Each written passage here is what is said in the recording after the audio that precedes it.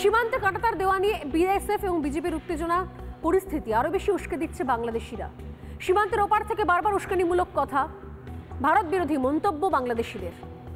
প্রত্যেক মুহূর্তে উস্কানি চলছে, পাল্টা কি চলছে, কি পরিস্থিতির মধ্যে এই মুহূর্তে আমরা রয়েছি আমাদের জানা দরকার। কারণ আমি আবারও বলি, আমাদের রাজ্যটার নাম পশ্চিমবঙ্গ, সেটা একেবারে ভারতবর্ষের পূর্ব প্রান্তে রয়েছে এবং সরাসরি আমাদের প্রতিবেশী দেশ, যে দেশটা ক্রমশ পিছন দিকে এগোচ্ছে, তাদের সঙ্গে আমাদের বর্ডার শেয়ার করতে হচ্ছে।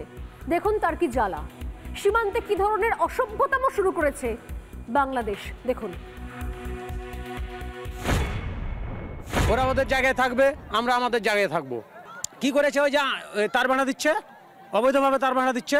কেন দিবে তারা তার ভাড়া? এটারই প্রতিবাদ জানাচ্ছি আমরা। আমি স্থানীয় এলাকার বাংলাদেশের একজন নাগরিক হিসাবে এটা আমি জোর দাবি জানাচ্ছি, এই তার ভাড়া বন্ধ করা হোক, বন্ধ করা হোক, বন্ধ করা হোক। ভারতের বিএসএফ এর নেতৃত্বে একটা যেটা ভারতের সীমান্ত আছে, এখান থেকে তারা আন্তর্জাতিক নিয়ম লঙ্ঘন করে মানে 150 গজের ভিতরে একটা রাস্তা প্রতিস্থাপন করেছে। এর আগে হচ্ছে যে আমাদের দেশের প্রধানমন্ত্রী কোনো প্রতিবাদ জানায়নি।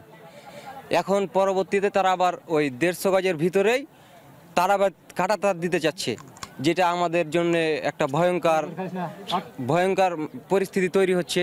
দেখা যাচ্ছে এখানে কৃষক আসতে ভয় পাবে। তো এইখানে তার বেড়া প্রতিস্থাপনের বিপরীতে আমরা সহ আমাদের এলাকার সব কৃষকেরা এটার প্রতিবাদ জানিয়েছি। বাংলাদেশের 1 ইঞ্চি মাটিও যেন ভারত দখল করতে না পারে, এর জন্য আমরা যথাযথ প্রস্তুতি নিয়ে আছি। এই ধরনের কথা শুনলে কার না মাথা গরম হবে, রক্ত গরম হবে। তারা বলছে বিএসএফ ভারতের সীমানায়, ভারত বাংলাদেশের সীমানায় কাঁটাতার দিচ্ছে। কেন কাঁটাতার দেবে? কেন বেড়া দেবে? আমরা সাধারণ কৃষক, আমরা ভয় পাই। একে দেখে মনে হচ্ছে কৃষকরা ভয় পাবে কেন? ভয় পাবে তো চোর ডাকাতরা ভয় পাবে। আমাদের দেশে আমরা কোথায় কাঁটাতার দেব, কোথায় বেড়া বসাবো, কোথায় পাঁচিল তুলবো, তার কৈফিয়ত বাংলাদেশকে দিতে হবে। পাশাপাশি পাল্টা বিএসএফ এর পাশে দাঁড়িয়ে সীমান্ত পাহারা দিচ্ছে সেখানকার স্থানীয় মানুষরা, ভারতীয়রা। কাঁটাতার কোথাও ভারতীয়কে এক জায়গায় নিয়ে এসেছে। কাঁটাতার দিতে বাধা দেওয়ার পেছনে জঙ্গি অনুপ্রবেশের ছকও রয়েছে ইউনুসের, এমনটা দাবিও করছে এপারের বাসিন্দারা। দেখুন ভারতীয়রা, সীমান্তে থাকা প্রান্তিক ভারতীয়রা ঠিক কতখানি সচেতন হয়ে গেছে। এরা রাজনীতি করে না, এরা রাজনীতির রং, পতাকা, দল চেনে না। তারা চেনে আমার দেশ, আমার মা। সেটা কোনোভাবেই এমনি ছেড়ে দেব না। কাঁটাতার বসলে বসবে, বিএসএফ এর পাশে দাঁড়াতে হলে দাঁড়াবো, কিন্তু বাংলাদেশিদের সঠিক জবাবও দেব। কি বলছেন বাসিন্দারা দেখুন, সীমান্তের বাসিন্দারা, ভারতীয়রা কি বলছেন। বাংলাদেশেরা আমাদের দেশে যে তারবন্দি করবে বা তারবাড়া করবে, সেই তারবাড়াটা করতে দিচ্ছে না। অনেক বাংলাদেশের ফৌজ ওরা বাধা দিচ্ছে। তাই আমরা ইন্ডিয়ার মানুষ, ভারতবর্ষের মানুষ চেষ্টা করছি, আমরা চাই ওটা দিয়ে তারবাড়াও। এখান দিয়ে অনুপ্রবেশ আগে হয়েছে, হয়েছে অনেকদিন হয়েছে, ধরাও পড়েছে এর আগে, কিন্তু এই তো উনি সরকার পাঠাচ্ছে, এখন বিএসএফ তারবাড়া হতে দিচ্ছে না। আচ্ছা, কখনো রোহিঙ্গা এসেছে? রোহিঙ্গা এসছে, আর আগে ধরাও পড়েছে। পাকিস্তানের লোকও থাকতে পারে ওদের সাথে জড়িত আছে, ওরা সাপোর্ট করছে। মানে এটা আমরা যদি বন্ধ করে দিই তা চোরাই কারবারটা বন্ধ হয়ে যাবে না। 3-4 দিন আগে এরকম কোনো ঢিবি ছিল না।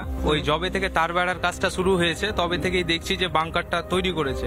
কিন্তু গতকাল রাতে আমরা যেটা লক্ষ্য করেছি গ্রামবাসী, যে ওইখানে ঢিবি তৈরি হয়েছে এবং ঢিবিতে কিছু অনুপ্রবেশকারীকে লক্ষ্য করা গেছে। ওরা আরো বড় সংঘর্ষ চাই, জঙ্গি ঢুকাবে, ভারতবর্ষে দাঙ্গা লাগাবার চেষ্টা করছে ইউনিট সরকার। তো আমরা যতক্রমে চেষ্টা করছি, আমরা এই তারবন্দি যতক্ষণ হবে না আমরা এই আন্দোলন ছাড়বো না, আমরা 1 ইঞ্চি মাটি ছাড়বো না। ঢিবি করে ওরা করবে কি? ওখানে তো বাড়িঘর করবে না, ঢিবি করে একটা লুকোনোর আশ্রয় খুঁজছে ওরা। আমার মনে হচ্ছে ওরা বাংকার করে রেখেছে, কিন্তু আমরা ওই ঢিবিগুলোকে মোহাম্মদ ইউনূসের কবর বানাবো। এখানে কাঁটাতার নেই, ওটা দিয়ে পার হয়েছে। হ্যাঁ, এইখান দিয়ে জঙ্গিরা, বাংলাদেশ জঙ্গি কাল 6 জন পালিয়েছিল। এটা দিয়ে ওরা তাড়াহুড়া করে পালিয়েছিল, এটা দিয়েই ভুট্টা ক্ষেত ভাঙা গেছে। হ্যাঁ, ভয়ঙ্কর ব্যাপার, ওই জন্যই তো গ্রামবাসী একটু ভয়ও রয়েছে। কিন্তু আমরা তো আর ভয় করছি না, আমরা যে খুব ভাবেই হোক আমরা কাঁটাতার দিয়ে ছাড়বো। নানা ধরনের কন্টেন্ট দেখার জন্য লাইক করুন, শেয়ার করুন আমাদের ফেসবুক পেজ, সাবস্ক্রাইব করুন আমাদের ইউটিউব চ্যানেল। পাশাপাশি অন্যান্য ব্রেকিং নিউজের জন্য অবশ্যই চোখ রাখুন রিপাবলিক বাংলায়।